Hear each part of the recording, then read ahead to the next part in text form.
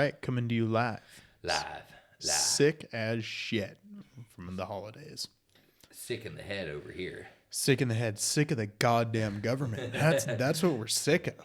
Quote, Mike P. You know what I'm... Fuck the government. Sticker on my truck, hunting on a federal wildlife refuge. You know what else I'm sick of? I'm sick of shitty NFL football.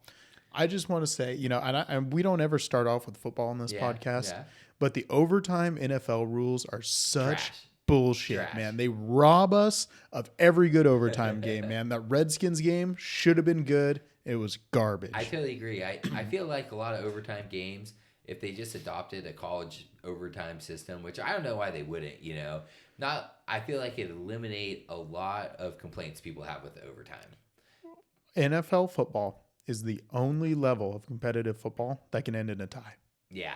College can't. Varsity high school football can't. I mean, so college and high school football have the same overtime rules. Probably the most exciting overtime in sports. NFL, worst overtime in sports. Yeah. It's just so terrible. How do you screw it up that bad? Goodell's a clown. It's climatic, but it's also so anticlimactic all at the same time. And it seems like from Goodell's standpoint, you would really want, the game to go to 4 overtimes or 6 overtimes or whatever. Really keep the people engaged, keep them in the stadiums. And I just don't know why you wouldn't. Yep. I mean, the college overtime is exciting. I mean, I played in several college overtimes, and I think one game I played in, we went to quadruple overtime. You know, it was fun. Yeah. And, it's... I know I've hit you with this statistic before, but I'm going to do it again in the NFL. And it's higher now because it's happened 2 more times since I read this statistic. Whoever wins the coin toss is a 2-1 favorite over whoever loses the coin toss. Does not surprise me. And I feel like in a lot of overtime games, like we don't get a lot of low scoring overtime games. Like the overtime games are shootouts, where the offenses are rolling. And typically they both had some type of momentum going into overtime. And does not surprise me that the first team to get the ball scores. And statistically, the fourth quarter is the highest scoring quarter because the offense figures the defense out as the game goes on. Not only that, but like say you have a dominant run game or something, defense is worn out. They're just fucking getting tired, wore down, done banging in the trenches. So that can be tough too. Yep. But to me, and okay, maybe you're worried about going to 4 overtimes. Let's do college overtime rules, but mandatory 2-point conversions to start off with. Sure. I mean, even college is nice now where after the second one, it's 2-point conversions. Right. I mean, that's pretty easy. You're not going to the third one. So there's 2. The first round is just like normal overtime. You score a touchdown, you can go for 1 or 2. Second round, you same thing. You start on the 25, but if you score, you must go for 2. Oh, okay. Third time, it just goes on the 3-yard line, and it's a 2-point conversion. Okay. Yep. They changed that after LSU, Texas A&M went into 6 overtimes. And it was like a 5-hour game. I like the 6 overtimes. Let them rip it from 25. Yeah. Yep. So mandatory 2-point conversion the second time, but third time you get 1 play from the 3, baby. I like 25-yard line going in, mandatory 2-point conversion. Yeah. But that's a good one. Or and that's not a bad bad deal. I feel like in the NFL, the 2-point conversion, I guess a lot of 2-point conversions get stopped though. I mean, I was gonna say to me it seems like that's kind of a done deal, but I don't know what the success rate is on 2-point conversions. I bet it's like 50%. Yeah, probably just under, because otherwise you'd see teams going for it more. You'd see the Lions going for it every time. I'm kind of disappointed Dan Campbell doesn't have the fucking nutsack to just go for 2. All right, that's enough football talk. Let's get to fixing the damn country. Well, from this room. If you want a fuck the government sticker, contact me. That'll fix it. You guys don't even have to pay for it. We'll give it to you for free. Why not? For free. So H1B visas. For people that don't know, it's when the United States allows a company to sponsor a worker from another country, a high skill worker, come in, take a job that maybe an American could have done. According to Elon, it's jobs that Americans can't or won't do. But we know that's bullshit. It's Yeah. just not true. And so what this program is meant for is for us to find the Einsteins in Right. these other countries, bring them in here, do this great work for us. We want the smartest people in the world to be a part of our economy, right? But what really happens is they bring in these foreign workers that just compete with Americans on wage. They're not doing a job that an American can't do. They're just doing it for less money because they're from a country where the living standards are lower. Right. So, And not only are they probably doing it for less money, their work ethic's probably better.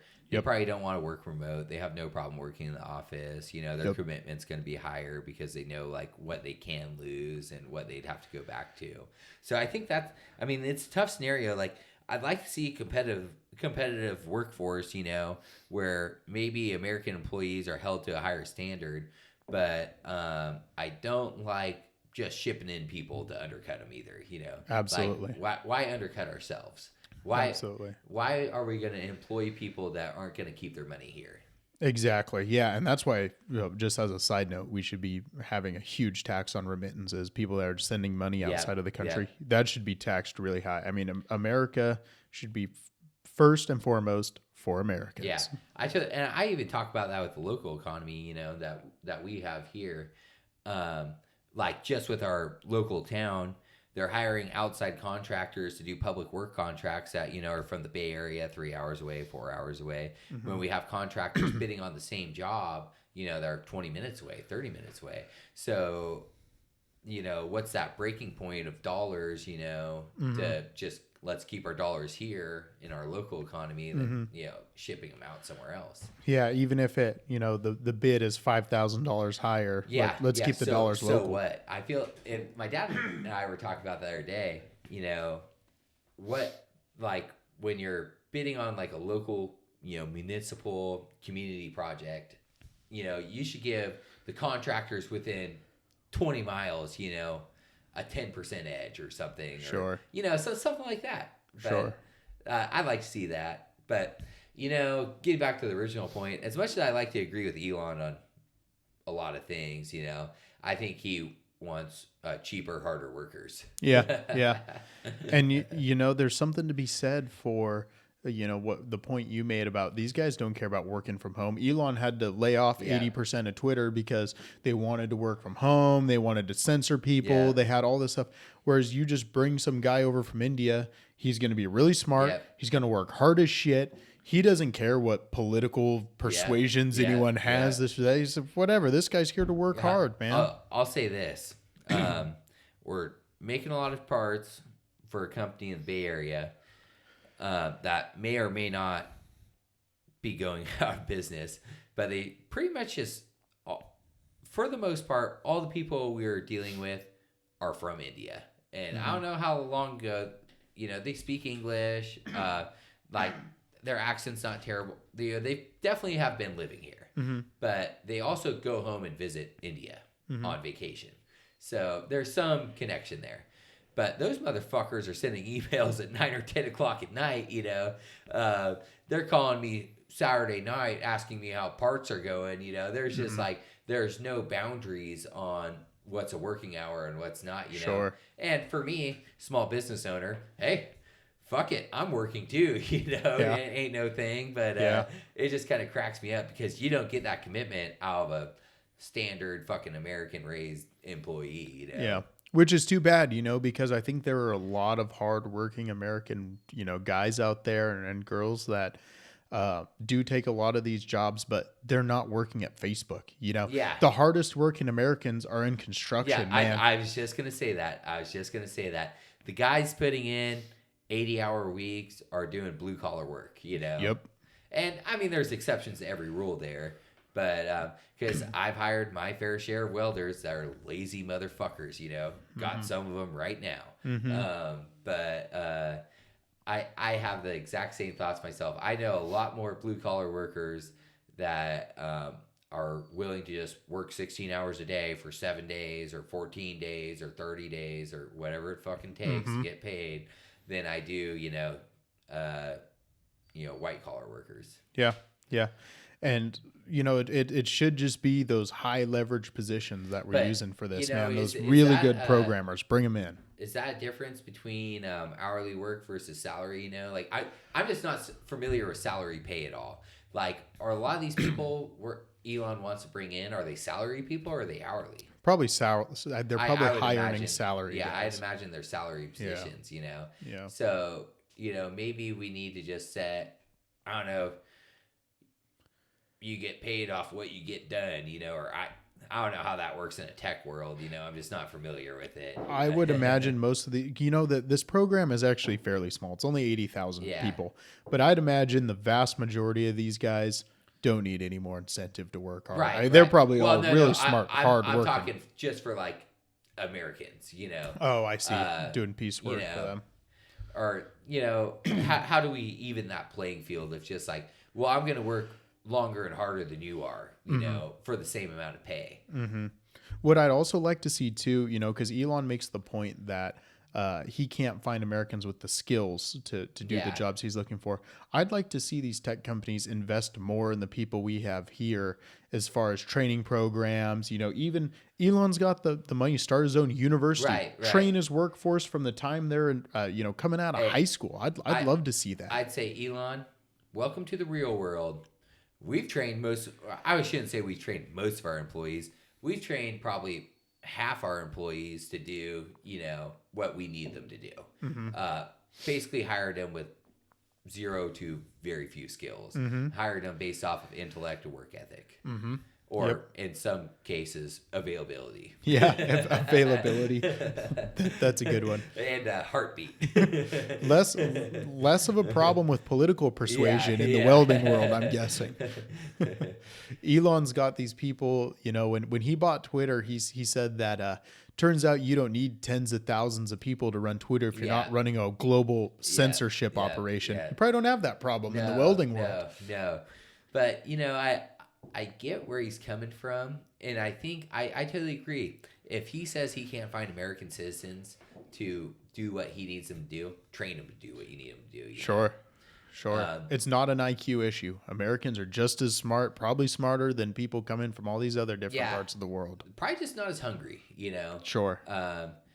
And we run into that quite a bit, you know, and once again, this comes into in my lifetime, I've seen changes in work ethic, and it's not work ethic, but not so much as, you know, people are in our generation expect us to. There's no desire to stay late on their own time and try to learn a new skill that's going to elevate them. They want us to pay them to learn that new skill, which if they stick around long enough and they're the right employee, yeah, sure, we will, you know.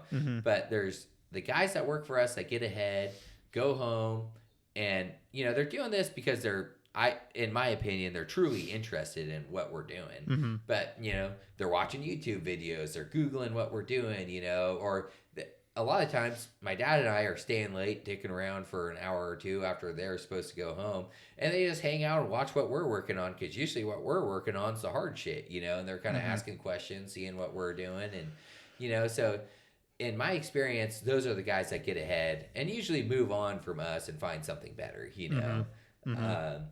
So I think there's, you know, it's also a mindset of, you know, it used to be you go to work for someone and it's like, you know, what can I do for you, you know, and what can I do to get ahead? And now it's, what can you do for me? What are you going to do for me to help me move up, you know? Let's look at, so Vivek Ramaswamy tweets this. I'll read just a couple sentences from it real quick. He says, and this was what kind of started, you know, Elon talked about the H1B visas, but then this tweet went viral. He says, the top tech companies often hire foreign-born and first-generation engineers over native Americans. Isn't because of an innate IQ deficit, a lazy and wrong explanation. A key part of it comes down to the C word, culture. Tough questions demand tough answers, and if we're really serious about fixing the problem, we have to confront the truth. Our American culture has venerated mediocrity over excellence for way too long, at least since the 90s and likely longer. That doesn't start in college. It starts young. A culture that celebrates the prom queen over the math Olympiad champion or the jock over the valedictorian will not produce the best engineers. That's just kind of the first part of it. I think we Yeah. tackle once. What do you think the culture problem is? He right? I mean, I've never really thought about it that way. I get where just with the prom queen jock culture. Sure. Totally get where he's coming from though. I think, and even with how we're consuming our social media and whatnot, it's totally like entertainment based and not so much mechanically or intellectually based. Sure. So yeah, I mean, I would say there's probably some truth to that for sure. I mean, I don't think, and a great example is my little cousin, who this was a couple months ago, maybe 6 months ago, 9 months ago. We're all hanging out, and I don't talk to this girl very often. She's a sophomore. She just graduated her sophomore year, or I guess she's in her junior year of high school. Okay. And she's telling me about Orland High, and I know this girl's older sister. I'm not going to call her the smartest individual ever. Fairly smart. Her parents, very smart, very well off, worked hard for what they have. I know this girl was raised in maybe not the most, we're not Harvard graduates or anything, but a fairly intellectual household. Mm-hmm. And just talking to her made me feel like I was losing brain cells. And it was kind of like she was like trying to be dumb. And I was telling her, I'm like, are you fucking, like, she's saying this stuff. Is a little while ago. I don't have any specific references, but I'm like, there's no fucking way you don't actually know that. Yeah. You've been going to school your whole fucking life. Like, how do you not know that? Like, you're just fucking bullshitting me right now. Mm-hmm. There's no fucking way. So yeah, that maybe we're so old, we're disconnected from that now, and what it makes me think of is social media now. Like I go, and this is like going to be the most boomer take ever for someone that's 26. But like I go and, spend some time with some kids in high school, and, they don't watch TV anymore, Yeah. right? They've got, YouTube on their TV, and I'm like, Right. all right, what are you watching? Like, oh, I'm watching, some compilations of TikTok dances. Yeah, I'm like, yeah. why? Right. Why the fuck you watch it? Right. I'm watching these girls do reviews of TikTok pranks. I'm like, so you're Yeah. watching a video about somebody who's watched a video. Like, what the fuck are you doing? I totally agree. But I also think there's something to be said that in high, and I'm kind of disconnected from it now. I feel like what's the current high school generation? Are they part of our generation? Or No, are they another generation? I think people call them Zoomers right now. Okay. It's not our generation. The Zooms. Sure, whatever. Or a Generation Alpha, I think, is even younger than them, maybe. Okay. Whatever. But We're going to call it people 18 and younger. Yeah. They're almost moving away from that jock bread culture, Sure. Like, to me, it seems like physicality in sports is like not as cool as it once was. Yeah. Whether, but that doesn't mean intellect is most popular. Exactly. It's getting views on TikTok. Exactly. No, I think you're right. And I'm worried we're moving towards a society that's more like what you'd get in Japan, where they're not focused on athletics. And, yes, they do focus on, intellectual ventures a lot more than we do. But it's about like esports. It's about gaming. It's about social media. Yeah. In a way that, is driving their birth rate through the floor, and I think South Korea has the same problem. Yeah, we're already kind of experiencing that to some extent, right? All Western countries are. But Japan and South Korea, I think, are the worst. I think their replacement rate is like way underwater. Like half or something. I think it's I was reading some statistic. I should look it up. I thought it was like less than one child per woman. I thought it was one child per woman. Roughly, yeah. Something like you that. need 2.3 to keep your population stable because, you have early death and stuff like that. So, yeah, if you're at like one kid per woman or less, I mean, your society will collapse. Well, that's at where least you're your headed. overpopulation, problem is.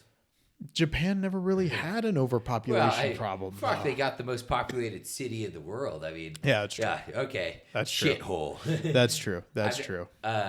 Never been there. Too many people for my liking. That's like, dude. So my grandma was talking about James living in Chico. She's like, "How's James doing?" because she used to watch football games with James's Yeah. grandparents. And I was, oh, he's doing good. He lives in Chico. She's like, oh yeah, how does he like living in Chico? I'm like, oh, he fucking hates it. And she's like, why? A town of 90,000. Yeah, 100. Oh, 100,000. Yeah, Oh, it is a big city. We'll call it even 100. I like the 100. Rolls off the tongue. All right. 100,000 people. She's like, why? Too many fucking people, Grandma. She's like, you really think so? I'm like, yep, I really do. This culture thing, though, man, I just think, and the 90s, I don't know, Vivek's lived longer than I have. I mean, we were born at the tail end of the 90s, but I feel like we're kind of the end of that jock culture regime, you know? For sure. I feel like the 90s was probably peak jock culture, you know, where for like sure. stereotypical high school fucking starting quarterback rules the world. And, kids take steroids. Yeah.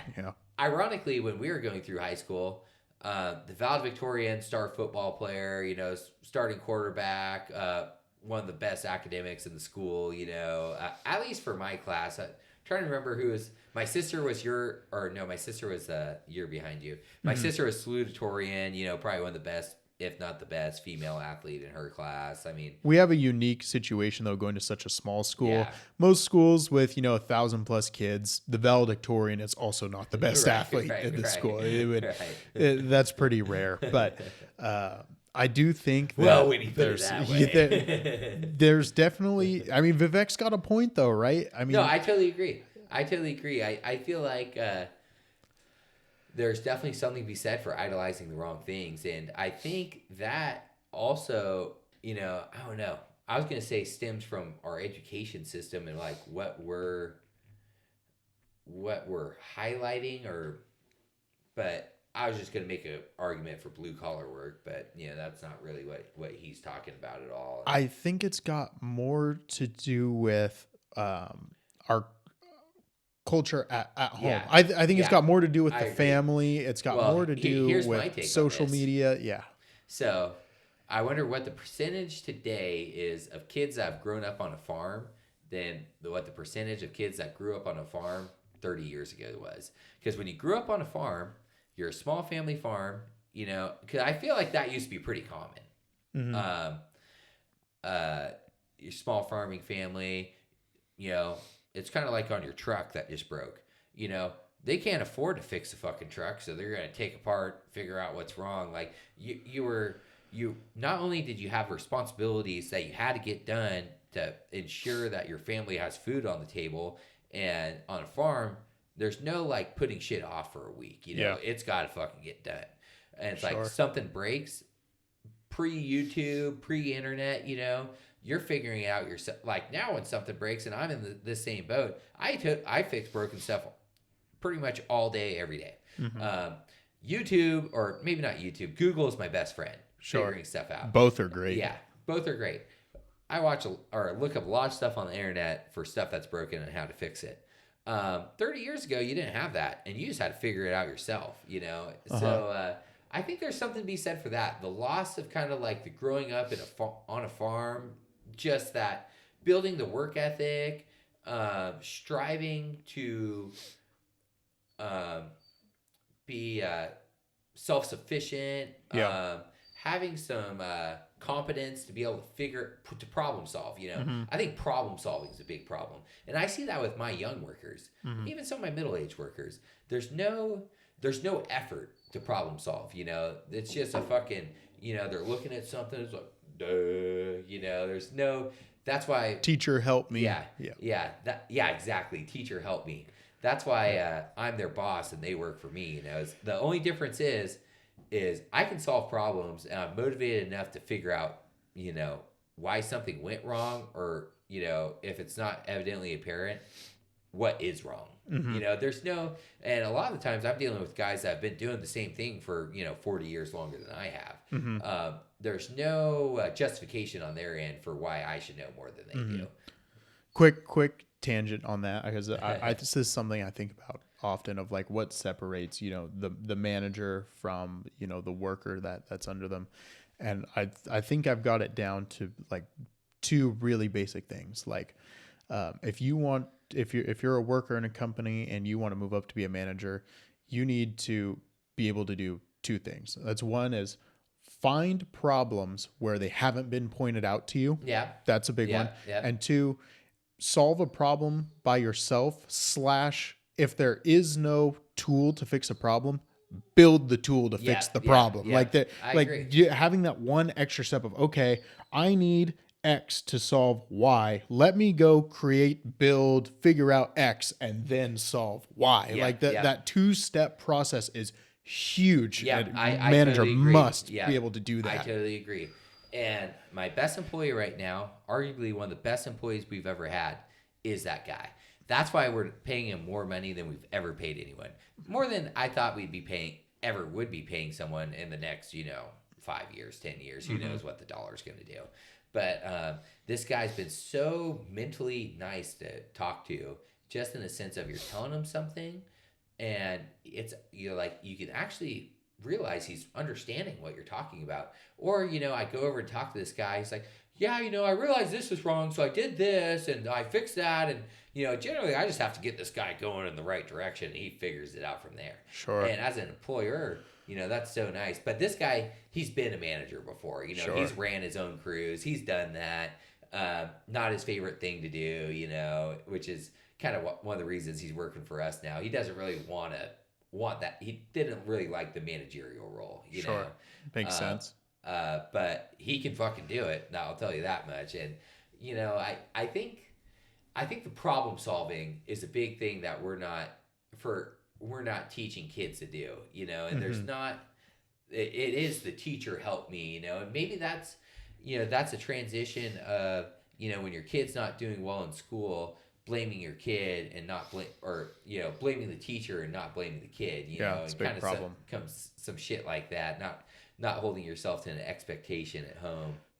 Yeah, I'm gonna go back actually on this culture problem, and say here. Let me put one point in. Sure. Before I forget about it. Sure, hit it. So at your Christmas party the other night, your aunt kind of ambushed me having a drunken heart. I stone cold sober. Your aunt's just fucking drunken heart to heart with me. I was just sitting through it, thriving. I saw this. Yeah, it's way enjoyable. It was kind of fun, but and she was like, yeah, I just want you to know, like, you're so smart, like, you're always, you always did so well in school, and blah blah blah. I'm like, yeah, like I did well in school, but like, I always felt like it wasn't that hard, and that was because I had a good home life and whatnot.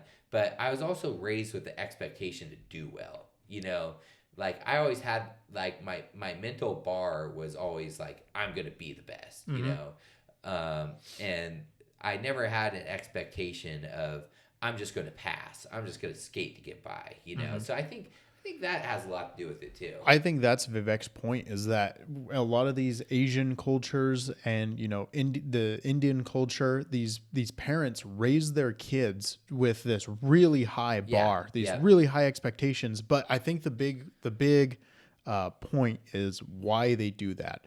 And I think you can go back in America to the greatest generation. I think it's the last time you can really find this. And it's because if you didn't raise your kid to be a good problem solver, to be self-sufficient, to be, all the things we expect out of, a good student, they died. Yeah, like that is what it like. Right. If you were raising your kid, like let's say you're a man in 1913, okay, you're an 18-year-old and you get sent off to World War I. You survive, you come back, you've learned all this stuff from war, and you're now raising your son thinking that, this could happen again. Right. Everything in your head is going to be, I needed to prepare my son for possibly going into combat. He has to be able to learn to work on, an engine, because he might be stuck in a tank out in no man's land. He's got to learn how to shoot a gun. He's got to learn how to do all these things. And the consequence, if I don't teach them this, is he's going to die. Yeah. And that happened. So they raised kids that went on to fight in World War II. That's the greatest generation, right? Like, no, I totally get what you're saying. And a counter to that about it's like, as far as like, what could we do to like kind of get your kids, maybe mechanically involved at home or see you problem solving is, a lot of people, like when your truck broke or your car broke, you just fix it yourself because they're super easy to work on. And now, like, that entry to working on your own stuff yourself is so much higher than what it used to be. You For know, I sure. mean, it's like you need a code reader to work on your truck, or you Yep. need to figure out the DEF system or the emission system, or put this or that, or you got to take the cab off to work on your engine. Where Sure. all the engines used to be fucking simple. It's like Sure. there's plenty of room to work around on the engine bay. There's a couple moving parts. For the most part, it's fairly straightforward. Keep your hand out of the fan. All the engines were the same. Yep. So your dad working on his car, and you're sitting there helping him, was a lot more common. I don't know this for sure. I feel like it was, to see than what it is now, where it's like, your check engine light came on, and it seems like your car's kind of running, but you have no fucking idea what's going on. Because when you pop the hood, there's a kabillion wires going everywhere. It's kind of like the same thing, like we were working on a washing machine, Yes. I feel like working on a washing machine, probably, I don't know, you probably know better than I do, where half the problems are related to the electrical system on the washing machine, Or all the problems. So all the problems. my parents, the reason I think a washing machine, my parents just recently had a problem with their washing machine. So it wasn't draining the water. Yep. And it's 20 or 30. It's probably, I guess I'm 28. It's probably 28 or 20. I'm 27. It's probably 26 years old, 27 years old. So the water wasn't draining right. So my mom wanted to go buy a new one. My dad's like, why are we going to buy a new piece of shit?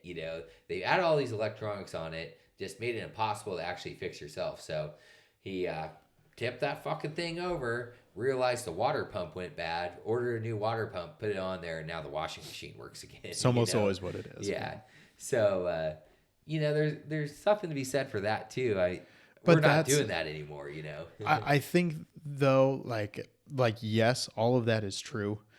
But at the same time, I think that the technology has just surpassed what the average person is capable of fixing. No, I totally agree. But my argument is that's a good thing.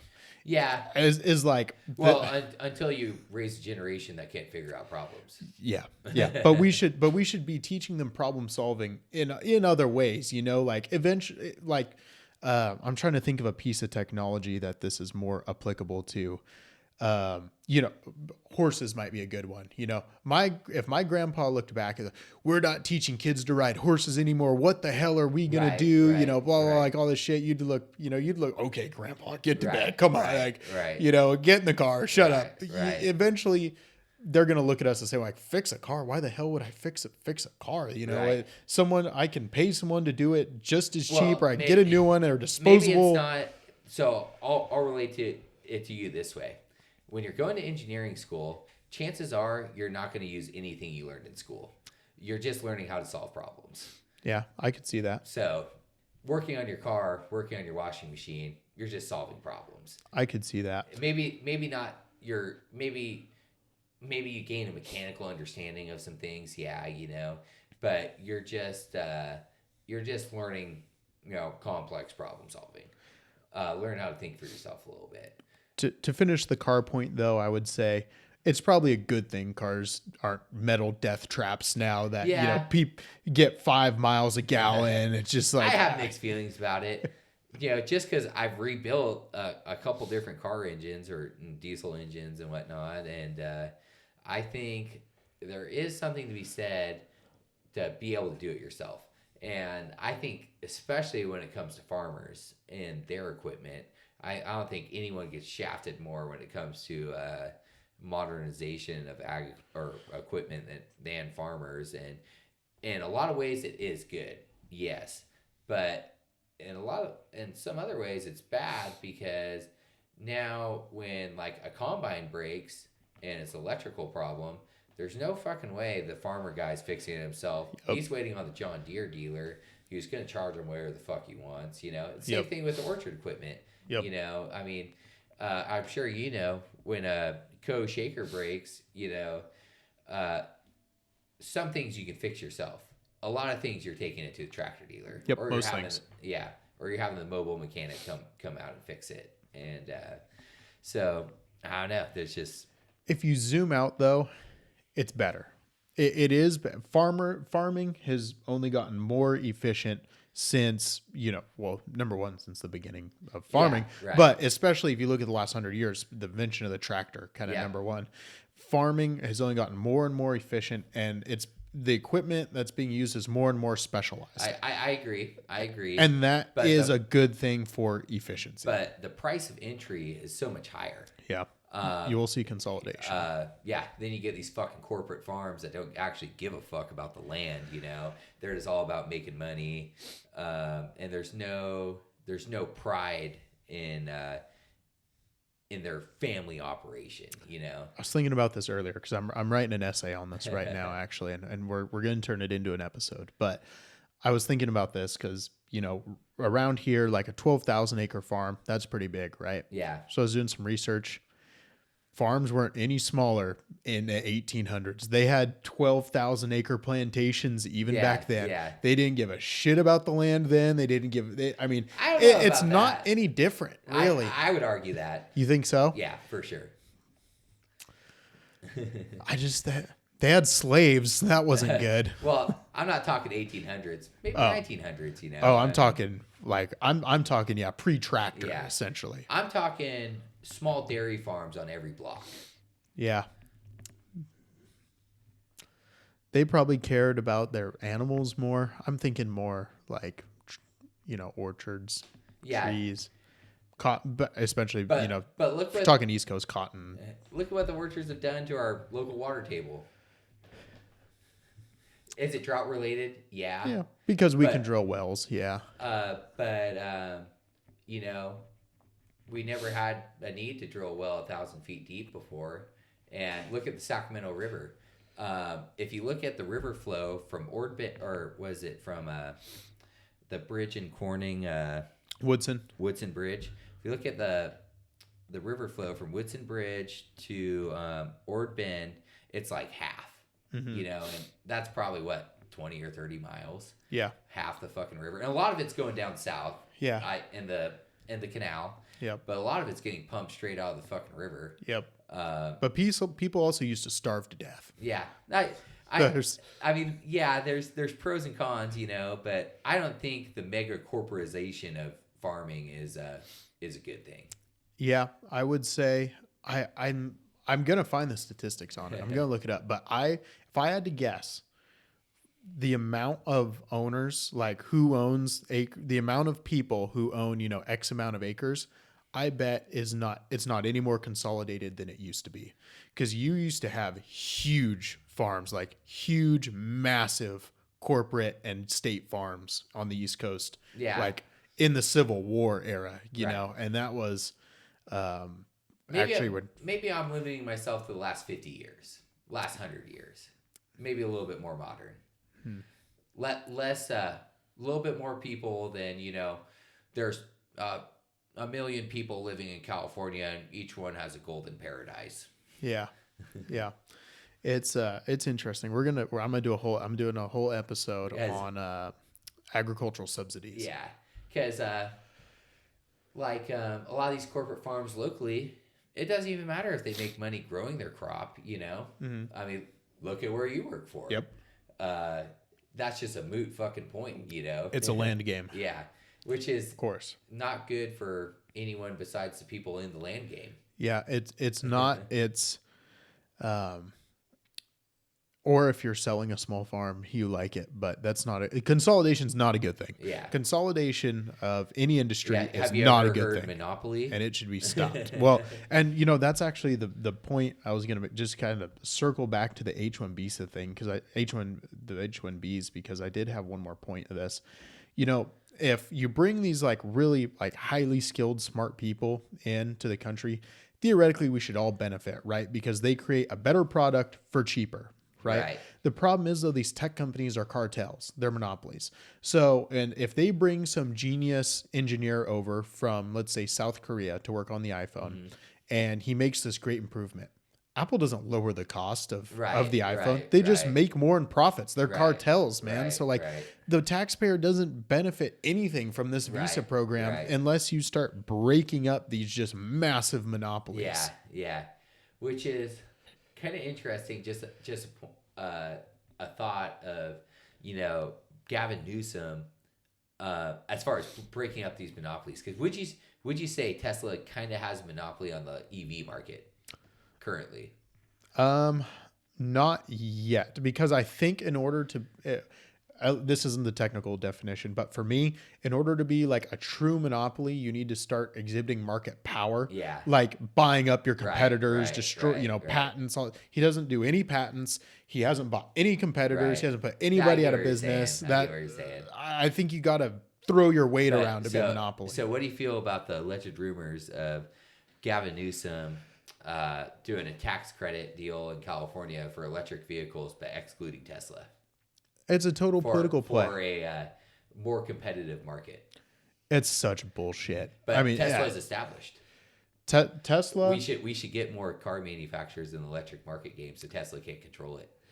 It's such a bullshit argument. I mean, that is such a political play. We're trying to be an anti-monopoly here, Derek. That's your Christ. argument. Yeah, that's your argument. There is nothing more. I'm not saying I believe in this argument. I'm just saying that's your argument. But it's not a monopoly. It's still competitive because Ford still has it, Chevy still has it, Toyota still has it. You have a lot of players in the EV game. Alleged players. I don't see them. I see Teslas. They're not good at it. But I want to see Tesla start putting people. I want to see like what Google does. These catching and killing these companies. Not just destroying founders' lives. Like all this shit that they do. I want to see Tesla doing that before I'm there to start excluding them from tax credits. Number one, totally illegal. You can't just tell one company they can't have this tax credit. Number two, it's only because he moved out of California that Newsom wants to do this to punish Elon. And number three, it's because he backed Trump and Newsom's a petty motherfucker. I know why Newsom's doing it. I'm just making the counter argument. Yeah. No, I just don't. Tesla doesn't fit my monopoly definition yet. Yeah. But there is that you do bring up another point though that I do want to point out. Elon is a right-wing folk hero right now. I am super skeptical of not just Elon personally, but this kind of venerating, these billionaires that, controlling a bunch of different aspects of the company. Like, eventually Tesla will be a monopoly on the car industry.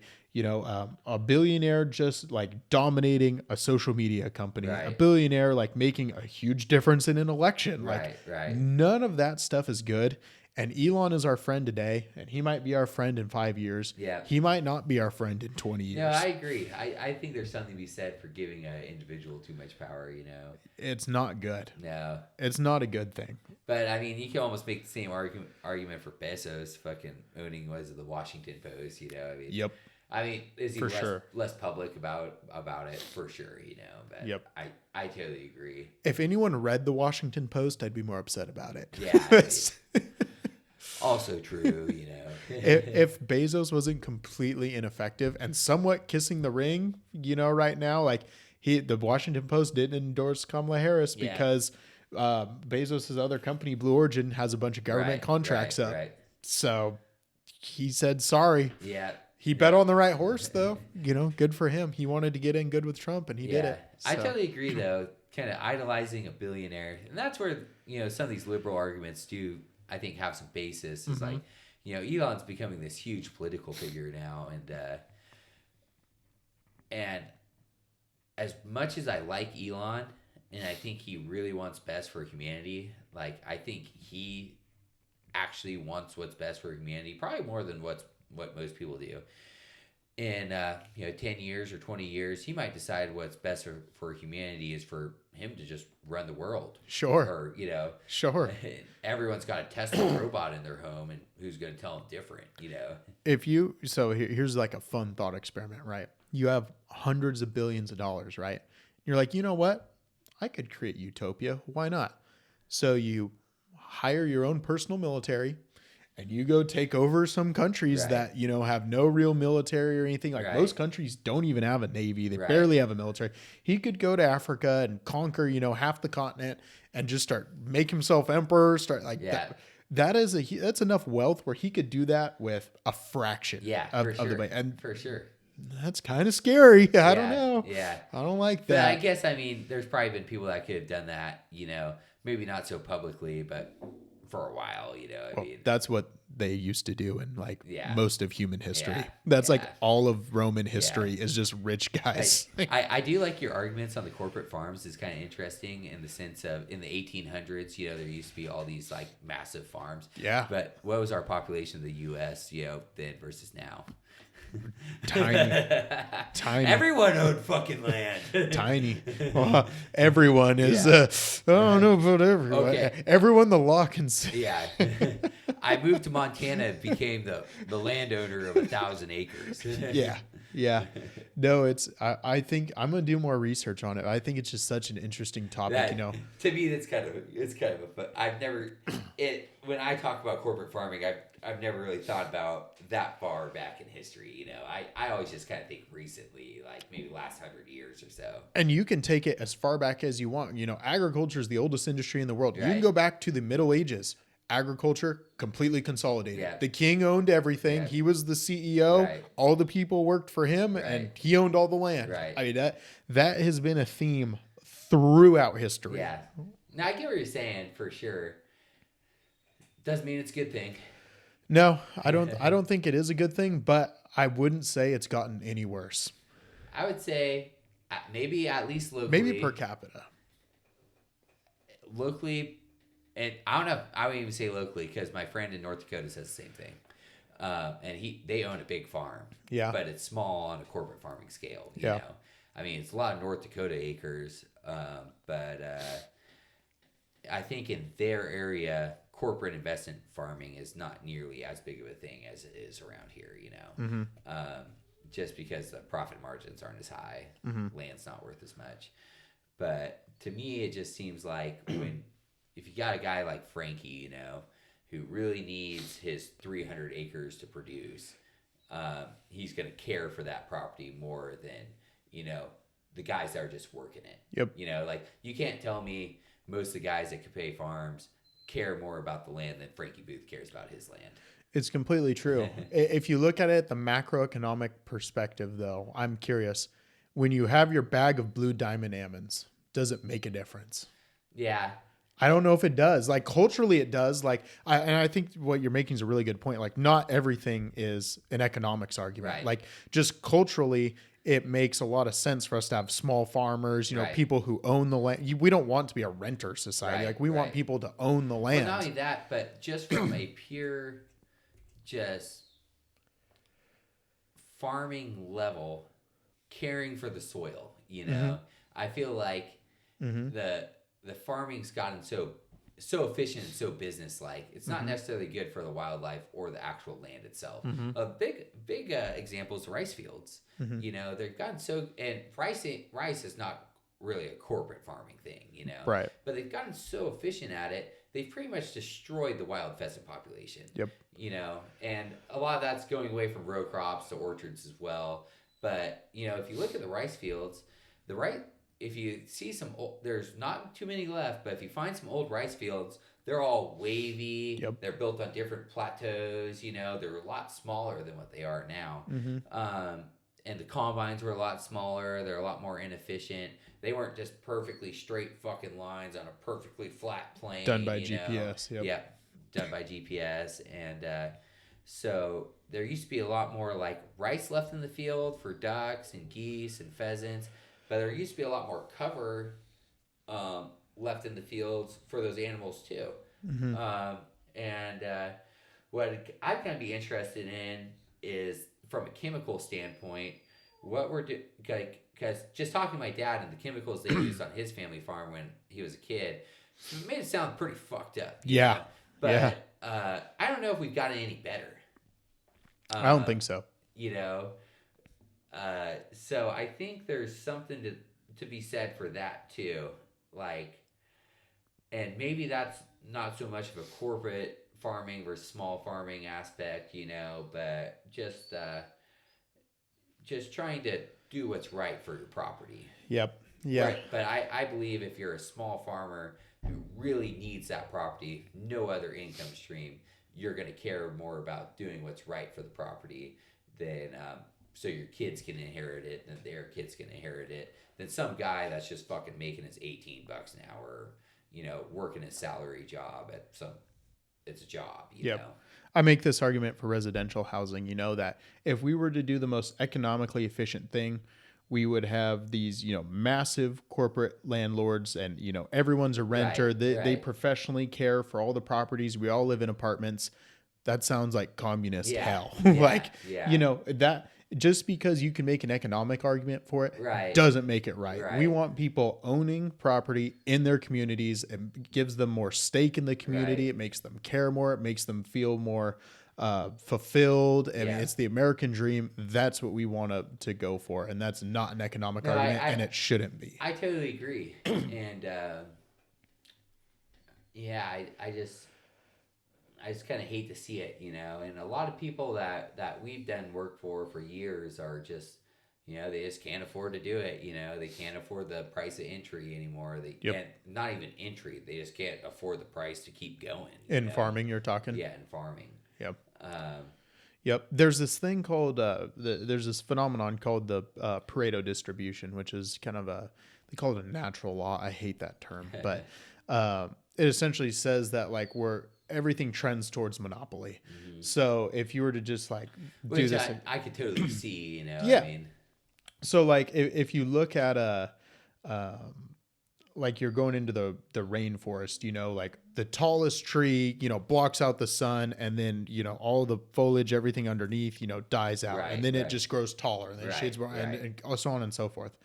I guess a better example of this would be like if you took 1,000 people and you said, okay, I want you all to, flip a coin, heads or tails, and every time, you flip a heads, if you flip a tails, you have to give your coin to the person next to you who flipped heads. Right. You're going to end up with one person. Right. Like right. everything just like trends towards this monopoly. And you see Right. that with wealth too. Like if you play out capitalism till the very end, no taxes, no distribution, nothing like that, one person will end up Right. with all of right. the money. Right. Like that is just how that works. Yeah.